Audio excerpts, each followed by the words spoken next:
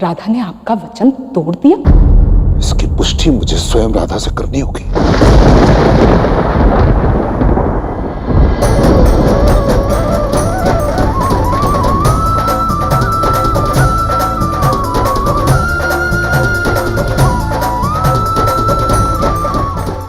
रुक जाओ राधा।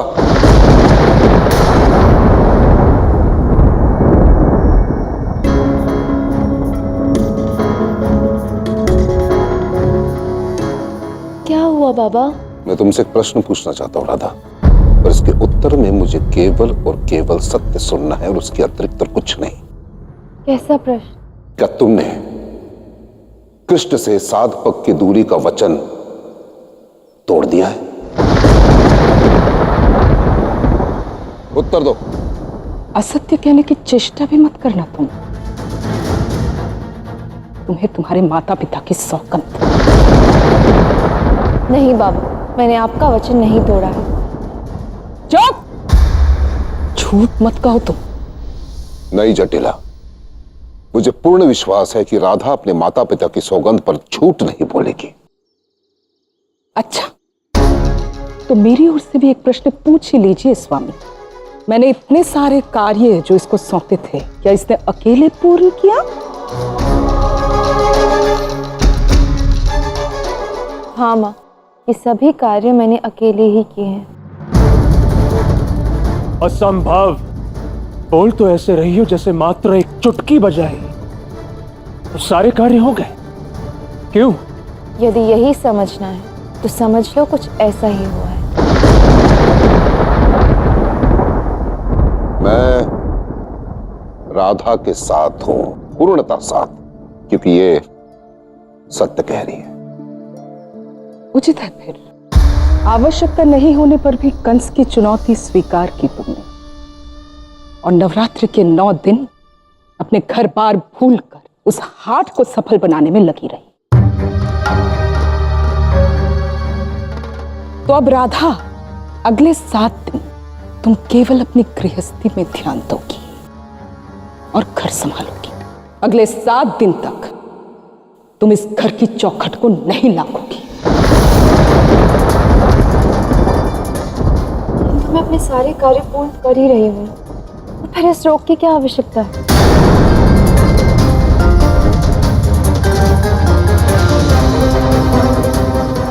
समझ लो मेरी इच्छा है। जटिला,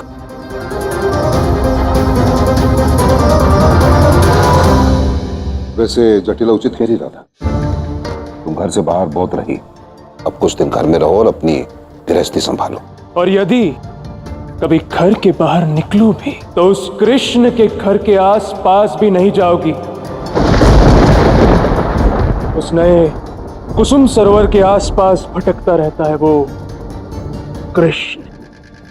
इसलिए आज के बाद तुम उस सरोवर के पास नहीं जाओगी राधा। रात्रि में भी घर से बाहर नहीं निकलना। हाँ? माँ, आप यही चाहती हैं ना कि अगले 7 दिवस तक मैं घर की चौखट भी ना लांघूं और रात्रि में घर से बाहर भी ना जाऊं? हाँ। और अयन, तुम ये चाहते हो ना कि मैं कृष्ण के घर के आसपास भी ना जाऊं और ना ही कभी उस कुसुम सरोवर को देखूं? हाँ। और बाबा, आप चाहते हैं कि मैं इन सभी बंधनों का पालन करूं और कृष्ण से 7 पग की दूरी रखूं? हाँ, यही चाहता हूं मैं बेटी, और इसमें अनुचित कुछ भी नहीं। तो ये सुनिश्चित रहा कि राधा आज से इन सारे बंधनों का पालन करेगी।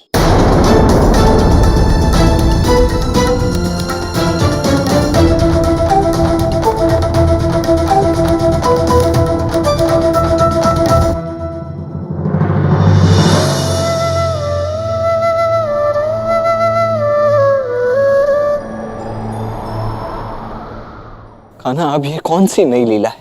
अब जब राधा के भीतर उसका देवत्व जागृत हो, जब उसने प्रेम के समस्त वचनों का अनुभव कर लिया है, जब अज्ञान के प्रत्येक बंधन से वो मुक्त हो गई, जब राधा कृष्ण के महामिलन का क्षण समीप, क्या राधा समाज के इन बंधनों में फंस कर रह जाएगी।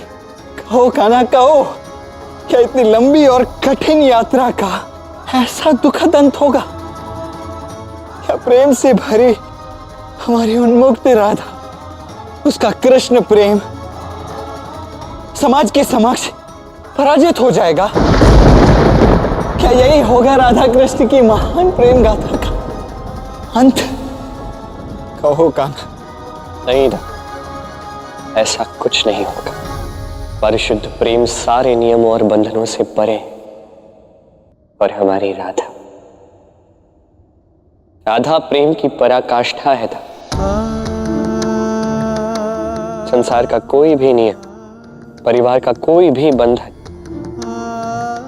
राधा को रोक नहीं सकता।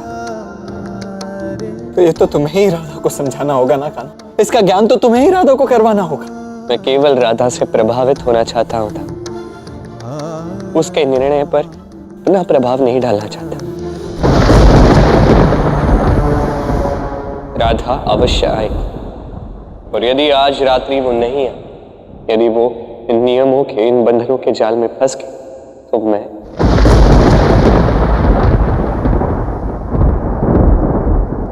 यहां से पुनः लौट जाऊंगा। था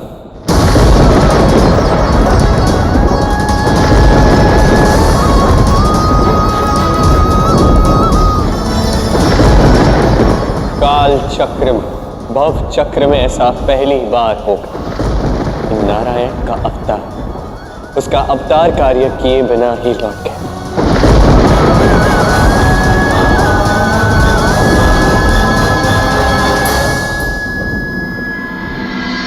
मां,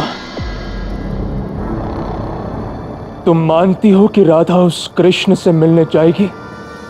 मैं नहीं जानती हूँ यार, मैं नहीं जानती।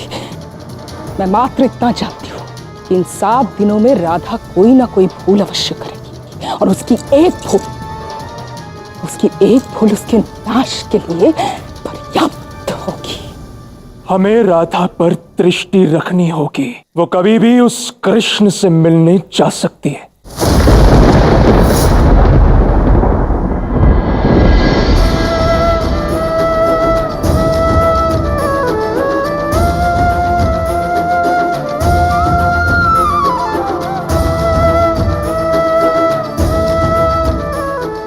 समय आ गया है, समय के बदलने का, राधा के बदलने का, राधा और कृष्ण के अध्याय में सबसे बड़ा बदलाव लाने का।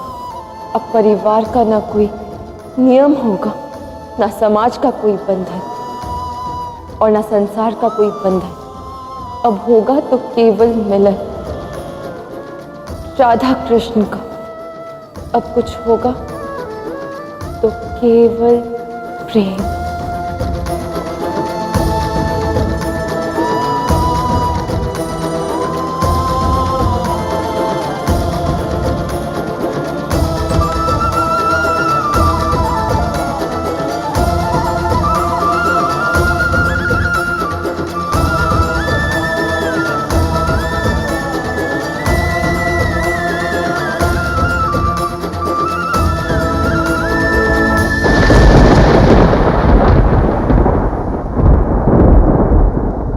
राधा, अगले 7 दिन तक तुम इस घर की चौखट को नहीं लांघोगी।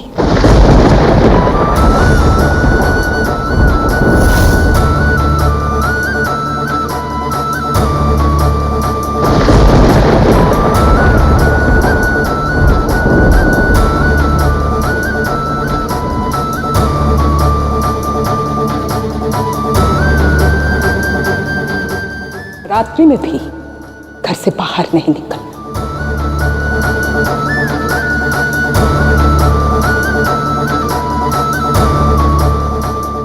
कभी घर के बाहर निकलो भी तो उस कृष्ण के घर के आसपास भी नहीं जाओगी। ये भला कैसे संभव है कि राधा अपने कृष्ण के घर न जाए?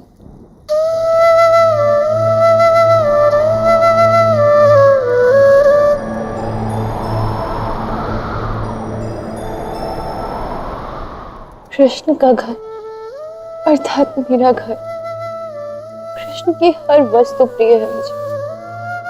कृष्ण प्रिय है मुझे।